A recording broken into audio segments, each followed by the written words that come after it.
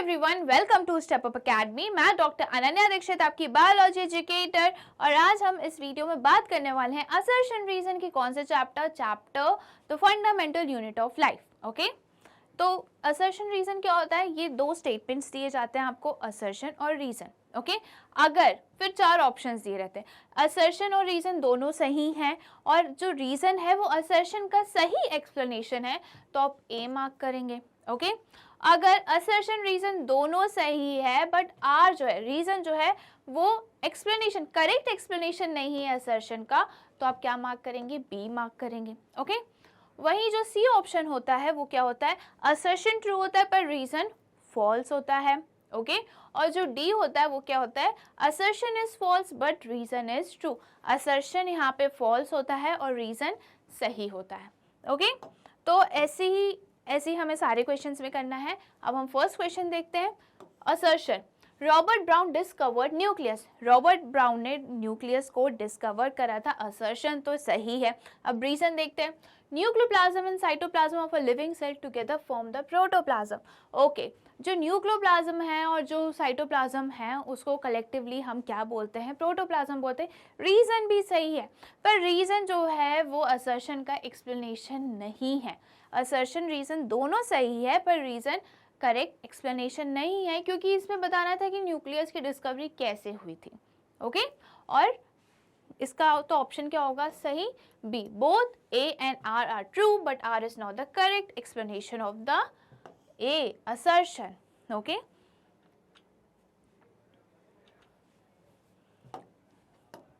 both A and R true, but R is not the correct explanation of A. In 1831, Robert Brown discovered nucleus. 1831 में Robert Brown ने nucleus की discovery करी थी। Okay, nucleoplasm and cytoplasm of a living cell together from the protoplasm. क्या हुआ था? Nucleoplasm और cytoplasm को हम कंबाइनली प्रोटोप्लाज्म बोलते हैं। इसकी बात हमने डिटेल में करी है। और जो पुरकिंजे था उन्होंने 1839 में प्रोटोप्लाज्म टर्म दिया था। किसने? पुरकिंजे in 1839 coined the term protoplasm for the fluid substances of the cell. Okay, तो ये assertion रीजन दोनों सही है पर रीजन जो है वो करेक्ट एक्सप्लेनेशन नहीं है। अब नेक्स्ट क्वेश्चन पे हम चलते हैं। Prokaryotic cells are primitive and larger than eukaryotic cells. Prokaryotic cells lack cytoplasmic organelle. अब जो प्रोकैरियोटिक सेल्स है वो प्रिमिटिव तो है, ओके, बट लार्ज नहीं है, वो यूकैरियोट से लार्जर नहीं है, तो असर्शन तो हमारा गलत हो गया। रीजन जो है वो सही है क्योंकि प्रोकैरियोट्स के पास साइटोप्लाज्मिक ऑर्गेनेल मतलब सेल ऑर्गेनेल्स प्रेजेंट नहीं होते हैं, तो हमारा क्या असर्शन फॉल्स है, आर इज ट्रू है, तो इसका ऑप्शन सही क्या है? डी। ओके, एक्सप्लेनेशन हम देख लेते हैं एक बार।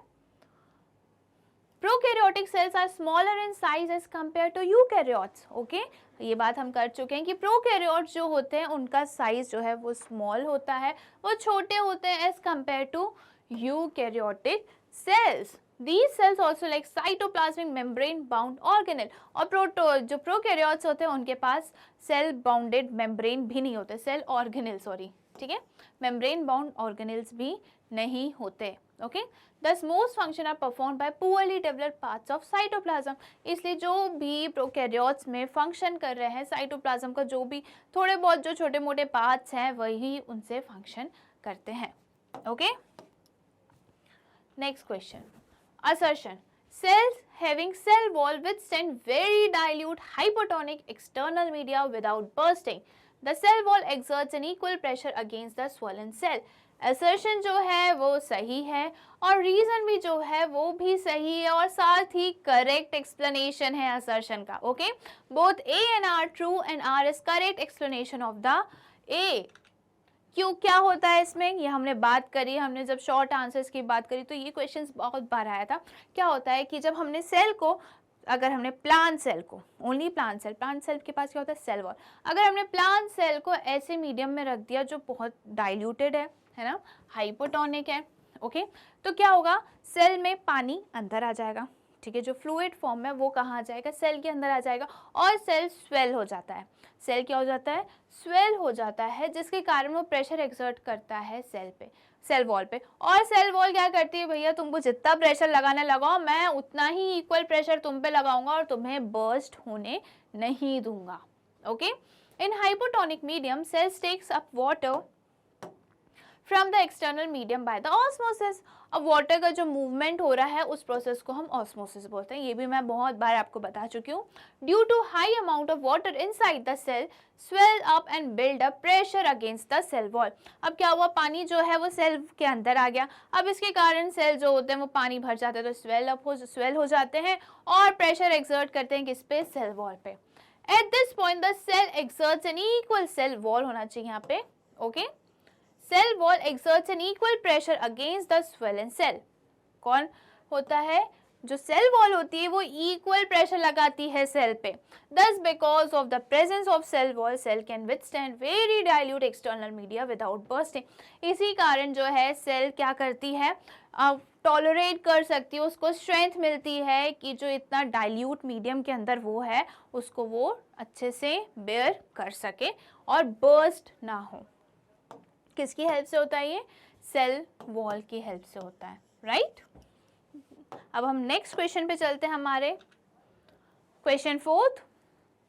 The presence of genetic material as nucleoid is the characteristic of prokaryotic cell। ये सही है, assertion सही है। Reason, the genetic material in these cells is not present in nucleus। ये भी सही है। तो रीजन जो है वो उसका करेक्ट एक्सप्लेनेशन नहीं है। क्यों नहीं है, अब यहाँ पे जो लिखा है कि प्रोकैरियोट्स के पास न्यूक्लियोइड प्रेजेंट होता है जहाँ पे उनके जेनेटिक मटेरियल होता है, ओके। और जेनेटिक मटेरियल कैसा होता है, साइटोप्लाज्म में पूरा स्कैटर्ड रहता है और जितने पार्ट में वो स्कैटर्ड रहता है उसको हम न्यूक्लियोइड बोलते हैं, okay. These genetic material in these cells, the genetic material in these cells is not present in nucleus। Obviously nucleus है ही नहीं तो जेनेटिक मटेरियल कहाँ से प्रेजेंट होगा, पर इसका करेक्ट एक्सप्लेनेशन ये नहीं है। करेक्ट एक्सप्लेनेशन क्या है हम वो देखते हैं, okay. Both A and R are true, but R is not the correct explanation for A। The presence of genetic material as nucleate is a characteristic of a prokaryotic cell। Genetic material nucleoid में present है और ये क्या है, characteristic feature है prokaryotic cells का। जो eukaryotes और जो प्रोकैरियोट्स हैं हम न्यूक्लियस के बेसिस पे ही उनको डिफरेंशिएट करते हैं कि किसके पास वेल डिफाइंड है और किसके पास नॉट डिफाइंड न्यूक्लियस है, ओके। द न्यूक्लियोइड और genetic material is present in the cytoplasm not in the nucleus, okay.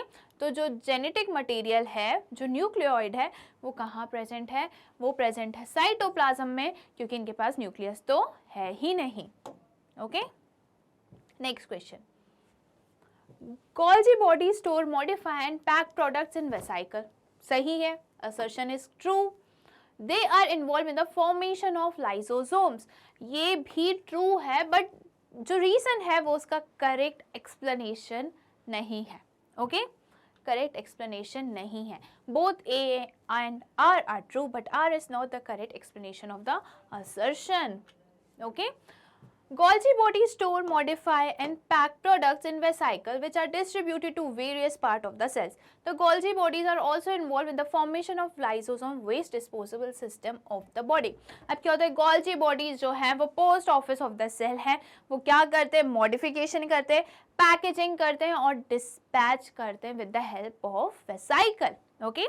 तो और वो क्या करते हैं, लाइसोसोम्स जो है उसको बनाने में हेल्प करते हैं। बट लाइसोसोम्स क्या है, लाइसोसोम्स का तो कुछ लेना ही देना नहीं है ये पैकेजिंग और इस सब से प्रोडक्ट से, है ना। तो वो लाइसोसोम्स क्या करता है, लाइसोसोम्स होते हैं सुसाइड बैग्स, ओके। वो बर्स्ट हो जाते हैं, उनमें डाइजेस्टिव एंजाइम्स प्रेजेंट होते हैं, वो बर्स्ट होके जो भी सेल फंक्शन नहीं कर रहा है, सेल ऑर्गेनल फंक्शन नहीं कर रहे हैं, उनको डाइजेस्ट वो कर लेते हैं। Next question, smooth endoplasmic reticulum is associated with synthesis of protein. Okay, ये तो असर्शन तो गलत है, क्योंकि जो स्मूथ एंडोप्लाज्मिक रेटिकुलम होते हैं वो किसको सिंथेसाइज करते हैं, वो करते हैं लिपिड्स और फैट्स मॉलिक्यूल्स को। प्रोटीन को कौन सिंथेसाइज करता है, रफ एंडोप्लाज्मिक रेटिकुलम, क्योंकि उनके पास क्या होते हैं, राइबोसोम्स होते हैं और राइबोसोम्स ही सिंथेसिस ऑफ प्रोटीन करते हैं। Smooth endoplasmic reticulum do not possesses ribosomes. Reason सही है, ओके। तो assertion is false, reason but reason is true. तो इसका सही ऑप्शन क्या है, डी। इसका हम एक्सप्लेनेशन देख लेते हैं। Rough endoplasmic reticulum is associated with the synthesis of protein. कौन होता है? राइबोसोम्स। राइबोसोम्स कहाँ प्रेजेंट होते हैं? थोड़े बहुत साइटोप्लाज्म में प्रेजेंट होते हैं और कुछ एंडोप्लाज्मिक रेटिकुलम में प्रेजेंट होते हैं। जिन एंडोप्लाज्मिक रेटिकुलम में राइबोसोम्स प्रेजेंट होते हैं उनको हम रफ बोल देते हैं। While smooth endoplasmic reticulum synthesises fat molecules. क्या क्या करते हैं? फैट मॉलिक्यूल्स और लिपिड मॉलिक्यूल्स को के फॉर्मेशन में, सिंथेसाइज में हेल्प करते हैं। Okay, next question, question 7th। Lysosomes are also known as suicidal bags of a cell. Lysosomes हाँ, ये तो सही है। Okay, assertion is true. Lysosomes provide turgidity and rigidity to the cell. ये ऑप्शन गलत है। ओके, रीजन पूरा की पूरा गलत है। क्यों? लाइसोसोम जो है वो सुसाइडल बैग्स तो होते हैं। वो सुसाइडल बैग्स क्यों होते हैं? क्योंकि उनके पास होते हैं हाइड्रोलाइटिक एंजाइम्स, डाइजेस्टिव एंजाइम, जिसके कारण उनको सुसाइड बैग्स बोला जाता है। ओके, और जो लाइसोसोम्स है वो टर्जिडिटी रिजिडिटी नहीं प्रोवाइड करते। क्या कौन प्रोवाइड करता है रिजिडिटी और टर्जिडिटी? सेल वॉल प्रोवाइड करती है सेल को। ओके, या फिर अगर हम वैक्यूल्स की बात करें प्लांट्स में तो वो प्रोवाइड करती हैं। तो इसका सही आंसर क्या है? असर्शन तो सही था, रीजन गलत है, तो इसका सी ऑप्शन हमारे ख्याल से सही होना चाहिए। Assertion is true but reason is false. अब हम इसका एक्सप्लेनेशन देख लेते हैं। Lysosomes are also known as suicide bags of cell because they contain digestive enzyme capable of digesting cells and unwanted material. Okay? Lysosomes जो होते हैं उनको सुसाइड बैग्स बोला जाता है क्योंकि वो क्या करते हैं, उनके पास डाइजेस्टिव एंजाइम होते हैं और वो अपने सेल को या सेल ऑर्गेनेल को, वेस्ट प्रोडक्ट को, फॉरेन पार्टिकल्स को डाइजेस्ट कर सकते हैं। और वहीं जो क्या बताया था, टर्जिडिटी रिजिडिटी कौन प्रोवाइड करता है? Vacuoles. Vacuoles provide turgidity and rigidity to the cell, क्योंकि वैक्यूल्स क्या होते हैं? फुल ऑफ सेल सैप होते हैं, मतलब इनमें फ्लूइड भरा होता है और इसी के कारण ये सेल को रिजिडिटी और टर्जिडिटी प्रोवाइड करते हैं। Okay, next question, question 8th। Assertion, mitochondria are known as the power house of the cell. Assertion is right. These generate energy as ATP for various cellular activities. Assertion भी सही है, reason भी सही है, और reason जो है वो करेक्ट एक्सप्लेनेशन है असर्शन का, तो इसका ऑप्शन ए जो है वो सही होगा। Okay, both A and R are true. R is the correct explanation of assertion. Mitochondria are organelles of aerobic eukaryotes. Okay, mitochondria जो होते हैं वो एरोबिक रेस्पिरेशन में हेल्प करते हैं। What is respiration? अब यहाँ पे एरोबिक आ गया, यूकैरियोट्स आ गया, तो हम रेस्पिरेशन भी आया। ओके, तो हमने देखा है इसको डिटेल में, बट एक बार और हम पढ़ लेते हैं ताकि आपके दिमाग में अच्छे से बैठ जाए, आपको कंफ्यूजन ना हो। ओके, तो क्या होता है कि दो टाइप के रेस्पिरेशन होते हैं, aerobic and anaerobic. Okay, respiration पहली बात तो क्या होती है?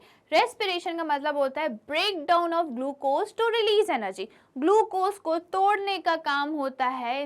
टू किस लिए को तो तोड़ते हैं हम इसको? इसलिए तोड़ते हैं ताकि एनर्जी रिलीज हो सके। ओके, ये ऑक्सीजन के प्रेजेंट में होता है, जो नॉर्मल चीज़ होती है वो ऑक्सीजन के प्रेजेंट में होती है, बट अगर ऑक्सीजन नहीं है तो ऑक्सीजन के एब्सेंस में भी ग्लूकोज टूटेगा ताकि एनर्जी रिलीज हो। ओके, अगर ऑक्सीजन की प्रेजेंस में ग्लूकोज का ब्रेक डाउन हो रहा है, that is known as aerobic. और अगर लैक ऑफ ऑक्सीजन नहीं है, एब्सेंस ऑफ ऑक्सीजन है, और उस टाइम पे हम ग्लूकोज को तोड़ रहे हैं, ब्रेक डाउन कर रहे हैं, तो that is known as anaerobic respiration. Okay, तो माइटोकॉन्ड्रिया जो है वो एरोबिक यूकैरियोट्स का है। माइटोकॉन्ड्रिया किसमें प्रेजेंट होते हैं? यूकैरियोट्स में प्रेजेंट होते हैं, और कौन से यूकैरियोट्स में? एरोबिक। ओके, क्या होता है कि जहां भी एरोबिक रेस्पिरेशन होता है वहां पे माइटोकॉन्ड्रिया होता है, क्योंकि माइटोकॉन्ड्रिया ही हेल्प करता है। वो हम हायर क्लासेस में पढ़ेंगे कि वो कैसे होता है। Okay, these are sites of aerobic respiration. किसका साइट होते हैं ये? एरोबिक रेस्पिरेशन का। ग्लूकोज क्यों होते हैं ये? क्योंकि ग्लूकोज का ब्रेकडाउन यही होता है, इन्हीं माइटोकॉन्ड्रिया में होता है, और एनर्जी रिलीज होती है, इसलिए हम इसको क्या बोलते हैं? Power house of the cell. They are called power house of the cell because they produce energy in the form of ATP। किस फॉर्म में ये एनर्जी प्रोड्यूस कर रहे हैं? एडेनोसाइन ट्राइफॉस्फेट के फॉर्म पे। They are the major centres of release of energy in aerobic respiration. Aerobic respiration में यही सेंटर होता है जहाँ पे एनर्जी बनती है और एनर्जी रिलीज होती है। कहाँ पे होती है? माइटोकॉन्ड्रिया में। तो अब हम बढ़ते हैं हमारे next question, question 9th। Chloroplast is called the kitchen of the cell. Chlorophyll pigment is present in chloroplast which helps in photosynthesis. Assertion is true and reason is also true and reason is the correct explanation of assertion. Okay? क्यों? क्योंकि chloroplast में photosynthesis होता है, इसलिए होता है क्योंकि chloroplast के पास क्या है? क्लोरोफिल है, ग्रीन पिगमेंट है। क्लोरोफिल क्या करती है? क्लोरोफिल जो है वो सनलाइट को ट्रैप करती है। ओके क्या करती है वो? क्लोरोफिल जो है सनलाइट को ट्रैप करती है और ऐसे फोटोसिंथेसिस में मदद करती है। Chloroplast is a type of plastid. Chloroplast क्या है? एक टाइप का प्लास्टिड है। हमने इस बारे में पढ़ चुका है कि प्लास्टिड जो है वो क्रोमोप्लास्ट और ल्यूकोप्लास्ट होते हैं। जो क्रोमोप्लास्ट होते हैं वो कलर्ड प्लास्टिड्स होते हैं जो फ्लावर और लीव्स को कलर्स देते हैं, और वहीं जो ल्यूकोप्लास्ट होते हैं वो कलरलेस होते हैं, वो स्टोरेज का काम करते हैं। ओके तो क्लोरोप्लास्ट क्या है? प्लास्टिड है, क्रोमोप्लास्ट का ही टाइप है और उनके पास क्या है? क्लोरोफिल है। That contains a green pigment called chlorophyll. This pigment helps the plants to prepare their own food by the process of photosynthesis. Therefore, it is also known as the kitchen of the cell. Okay? यही जो pigment है वो plants की help करता है photosynthesis करने में, क्योंकि यही जो है सनलाइट को ट्रैप करते हैं और इसीलिए क्लोरोप्लास्ट को हम किचन ऑफ द सेल भी बोलते हैं. ओके आई होप आपको ये आंसर क्लियर होगा. अब नेक्स्ट क्वेश्चन पे चलते हैं. 10th, plasma membrane is selectively permeable.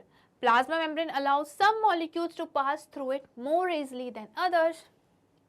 ठीक है, assertion भी सही है और reason जो है वो भी सही है. reason जो है वो assertion का correct explanation भी है. तो इसका सही आंसर क्या है? A. Both assertion and reason are true and R is the correct explanation of the assertion. Plasma membrane जो होती है वो आउटर मोस्ट लेयर होती है और वो सिलेक्टिवली परमिएबल होती है. राइट सिलेक्टिवली परमिएबल क्यों होती है? क्योंकि ये कुछ चीज़ें, सारी नहीं, सम चीज़ें, कुछ यहाँ पे लिखा है सम मॉलिक्यूल्स. ओके कुछ चीज़ें ये क्या करती हैं? अंदर आने के लिए अलाउ करती हैं और बाहर जाने के लिए अलाउ करती हैं. ठीक है, ये परमिट करती है एंट्री और exit of some molecules. Okay Each cell is bound by an extremely delicate, thin, elastic, selectively permeable living membrane called plasma membrane. Okay? हर एक सेल के पास क्या है? प्लाज्मा मेम्ब्रेन है जो बहुत ही डेलिकेट सी होती है, थिन होती है, इलास्टिक होती है और सिलेक्टिवली परमिएबल होती है. और कैसी होती है? लिविंग मेम्ब्रेन है. ये क्या है? लिविंग मेम्ब्रेन है, जिसको हम प्लाज्मा मेम्ब्रेन भी बोलते हैं और सेल मेम्ब्रेन भी बोलते हैं. ओके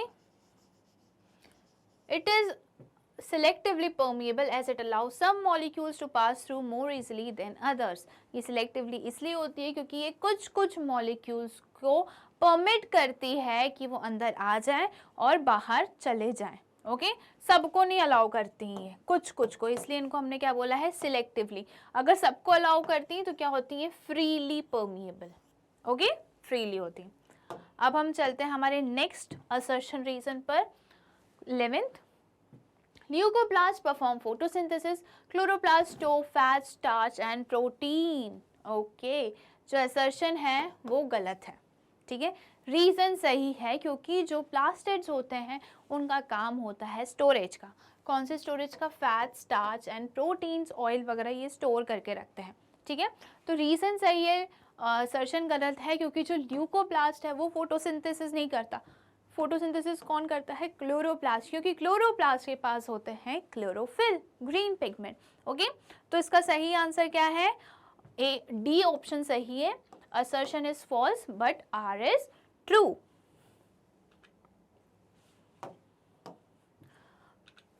इसका हम एक्सप्लेनेशन देख लेते हैं. Chloroplast perform photosynthesis while leucoplast are storage plastids. ठीक है, ल्यूकोप्लास्ट के साथ यहाँ पे जो क्लोरोप्लास्ट होते हैं वो भी स्टोरेज का काम करते हैं. ओके तो क्या है इसका? जो असर्शन है वो गलत है और रीज़न जो है वो सही है. अब हम चलते हैं next question 12th. Cell wall is a non-living part of the cell. It offers protection, definite shape and support. Both are correct. Assertion भी सही है, reason भी सही है, और reason जो है वो correct explanation है assertion का. तो हम कौन सा option mark करेंगे? हम mark करेंगे option A, क्योंकि cell wall जो है वो outer most part होती है और वो non-living part है. क्या है? नॉन लिविंग पार्ट है. वो सेल वॉल होती ही क्यों है? प्लांट्स के पास, फंगाई के पास, बैक्टीरिया के पास क्यों होती है? ताकि वो उनको प्रोटेक्शन दे सकें, ओके, शेप मेंटेन कर सकें और सपोर्ट दे सकें. ओके, सपोर्ट कैसे? कि वो इतना टॉलरेट करती हैं. जैसे हम अगर प्लांट सेल की बात करें, प्लांट सेल प्लांट्स जो होते हैं वो लोकोमोशन नहीं दिखाते, वो मूवमेंट शो नहीं करते, है ना. तो वो इतनी बारिश में भी, इतनी गर्मी में भी उनको कुछ नहीं होता, राइट. तो वो किसके कारण होता है? वो सेल वॉल के कारण होता है. ओके, उनके सेल बर्स्ट नहीं होते. तो इसका ऑप्शन ए सही है. Explanation, cell wall is a non living part of the cell. It is an outer rigid, outer है, रिजिड है, प्रोटेक्टिव है, सपोर्टिव है, semi transparent covering of plant cell only. ठीक है, ये किस में पाया जाता है? प्लांट सेल में मिलता है और फंगाई और बैक्टीरिया में भी मिलता है. Okay, the cell wall is outside the plasma membrane. Cell wall कहाँ होती है? प्लाज्मा मेम्ब्रेन हमने पढ़ा है कि आउटर मोस्ट लेयर होती है. अब प्लांट सेल में एक और आउटर मोस्ट लेयर होती है, उसको हम क्या बोलते हैं? Cell wall. सेल वॉल, फिर प्लाज्मा मेम्ब्रेन, फिर आता है cell, plant cell. Okay, the cell wall is mainly composed of cellulose. Cell wall किससे बनी होती है? सेल्यूलोज से बनी होती है. सेल्यूलोज का मतलब है complex carbohydrate. It provides a definite shape to the cell. It protects plasma membrane and internal structure from the attack of pathogens and mechanical injury. ये सेल का एक शेप बना के रखता है. भैया तुम्हारा यही शेप है, तुमको इसी शेप में रखना है. कौन? Cell wall. Okay, cell wall ये क्या करता है? प्लाज्मा मेम्ब्रेन को बचा के रखता है. जो इंटरनल स्ट्रक्चर है सेल्स के, उनको बचा के रखते हैं किसी भी इंजुरी से या कोई पैथोजन अंदर ना आ जाए. What is pathogen? Disease causing organisms. क्या होते हैं? डिसीज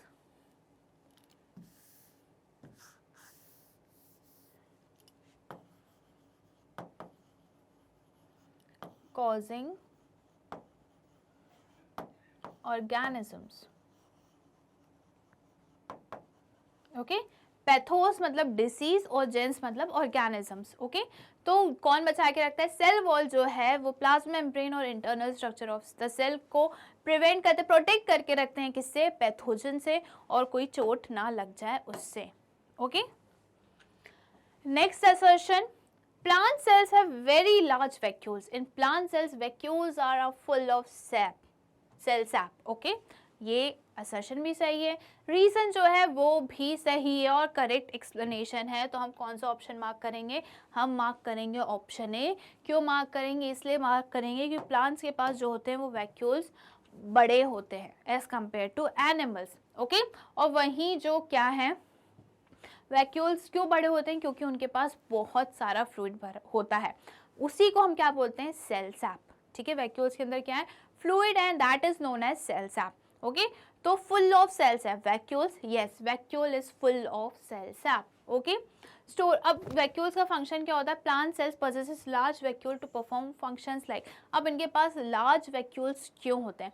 ताकि वो स्टोर कर सकें वाटर, मिनरल्स को. ओके, किसको स्टोर कर सकें? वाटर और मिनरल्स को. और इनका काम क्या होता है? टर्जिडिटी और रिजिडिटी प्रोवाइड करते हैं प्लांट सेल को. Okay, provide turgidity and rigidity to the cell as it is filled with cell sap. Cell sap means fluid. Okay, fluid. Cell sap समझ में नहीं आता बच्चों को, इसलिए मैं जितनी बार भी जो भी टर्म आएगा मैं बार बार बताऊंगी कि इसका मतलब क्या होता है, ताकि आपको हर बार वो चीज़ और क्लियर होती जाए. Okay, assertion 14th, assertion reason 14. Not all cells of human body look alike in the terms of structure. Assertion is correct, क्योंकि जो सेल का स्ट्रक्चर है वो हमारे ह्यूमन बॉडी, हम मल्टी सेलुलर ऑर्गेनिजम्स हैं. ओके, और अलग अलग सेल अलग अलग फंक्शन कर रही है, तो उनका स्ट्रक्चर कैसा होगा? उनका स्ट्रक्चर भी अलग होगा. Structure of cell is determined by the function it performs. Assertion is true, R is true, reason is true. Reason is the correct explanation of the assertion. तो ऑप्शन हम कौन सा मार्क करेंगे? ऑप्शन ए मार्क करेंगे, क्योंकि cell का structure depend करता है कि उसको फंक्शन क्या करना है, उसको क्या चीज़ करनी है और उसी पे उसके बेसिस पे ही उसका हम क्या डिसाइड करेंगे, cell structure. No, not all cell in our body look alike in terms of shape, size and structure. Okay, सारे cells हमारे एक जैसे नहीं होते हैं. The shape, size and structure of cells are determined by the function which it performs. जो shape और size और structure होता है वो cell का कैसे डिसाइड होता है कि उसको फंक्शन कैसे करना है. ओके, अगर मैं बात करूं सबसे स्मॉलेस्ट सेल की ह्यूमन बॉडी में तो वो क्या है, स्पर्म है. ओके, और अगर मैं बात करूं किसकी, लार्जेस्ट सेल की, तो लार्जेस्ट सेल क्या है, नर्व सेल. राइट, दोनों का स्ट्रक्चर अलग होता है, दोनों का स्ट्रक्चर अलग होता है, दोनों का साइज अलग है. ओके, दोनों के फंक्शंस अलग है. स्पर्म क्या है, जर्म सेल्स हैं, सेक्स सेल्स हैं. इनका स्ट्रक्चर अलग है क्योंकि इनको मोबिलिटी शो करना रहता है. इनकी लॉन्ग टेल होती है क्योंकि इनको मोबिलिटी शो करना रहता है. और नर्व सेल जो होते हैं वो लार्जेस्ट होते हैं. ये किस में काम करते हैं, ये काम करते हैं इम्पल्स को ट्रांसमिट करने में, ट्रांसपोर्ट करने में हेल्प करते हैं. Okay, next assertion 15. Multicellular organisms have higher survival rate than unicellular organisms. Assertion is correct. In multicellular organism, dead cells are replaced by new cells. Assertion is correct and reason is also correct. Both are correct and reason is the correct explanation of assertion. तो इसको option हम कौन सा mark करेंगे, ए mark करेंगे, क्योंकि क्या दिया है इसमें कि मल्टी सेलुलर ऑर्गेनिज्म जो है उनका सर्वाइवल रेट, उनका जिंदा रहने का जो हम अगर परसेंटेज निकालें तो वो ज़्यादा होता है एज़ कम्पेयर टू यूनिसेलुलर जो सिंगल सेल्ड ऑर्गेनिज्म. जी हाँ, बिल्कुल होता है, क्योंकि जो मल्टी सेलुलर ऑर्गेनिजम्स होते हैं उनके पास कैपेबिलिटी होती है कि वो अपने पुराने इंजर्ड सेल्स को क्या कर सकें, रिप्लेस कर सकें नए सेल्स से. रिप्लेस मतलब पुराने डेड सेल्स को वो ख़त्म करके नए सेल्स वहाँ पे ले आते हैं या बना लेते हैं. ठीक है, ओके, इसका एक्सप्लेनेशन और देख लेते हैं हम. Multi cellular organisms are made of many cell. Multi मतलब बहुत सारे. ओके, डेथ और injury of any cells can be replaced by new cells. अब किसी सेल की डेथ हो गई है, कोई इंजर्ड हो गया है, बीमार हो गया है, तो हम क्या कर देते हैं, उसको हटा देते हैं और नए सेल्स ले आते हैं. Okay, thus because of increase efficiency, organisation and division of labour, multi cellular organism have a higher survival rate. Okay, उनकी एफिशिएंसी बढ़ जाती है. अब क्या हुआ, सेल डेड हो गया, हमने नए सेल लिया है, तो नए सेल की एफिशिएंसी क्या होगी, अच्छी होगी, वो अच्छे से एक्टिवली वर्क कर सकेंगे, है ना. उनका ऑर्गेनाइजेशन भी अच्छा हो जाएगा. और डिवीजन ऑफ लेबर हमने पढ़ा था कि सेल्स जो हैं क्या होते हैं, ग्रुप ऑफ सेल्स को हम टिश्यू बोलते हैं, ग्रुप ऑफ टिश्यूज़ को हम क्या बोलते हैं, ऑर्गन्स बोलते हैं. ठीक है, तो हर ऑर्गन में हमारे पास अलग अलग सेल्स प्रेजेंट है, अलग अलग टाइप के टिश्यूज़ हैं, और वो सेल जो हैं वो डिफिनिट फंक्शन ही करते हैं, एक स्पेसिफिक फंक्शन ही वो करते हैं. ऐसा नहीं है कि जो हमारे माउथ में सेल प्रेजेंट है वो हार्ट में सेल प्रेजेंट होंगे, नहीं, जो माउथ में प्रेजेंट है वो सेल्स अलग है और जो हार्ट में सेल्स हैं वो अलग है, क्योंकि दोनों को अलग अलग फंक्शन करना है. तो यहाँ पे जो होता है हमारा फंडामेंटल यूनिट ऑफ लाइफ के असर्शन रीजंस होते हैं कंप्लीट. ऐसी और वीडियोस देखने के लिए आज ही स्टेप अप एकेडमी को सब्सक्राइब करिए, जहाँ पे आपको मिलते हैं केजी से लेकर 12 तक के सारे सब्जेक्ट्स के सारे वीडियोस फ्री. साथ ही साथ नीट, जेईई, CUET की भी प्रिपरेशंस होती हैं. Thank you.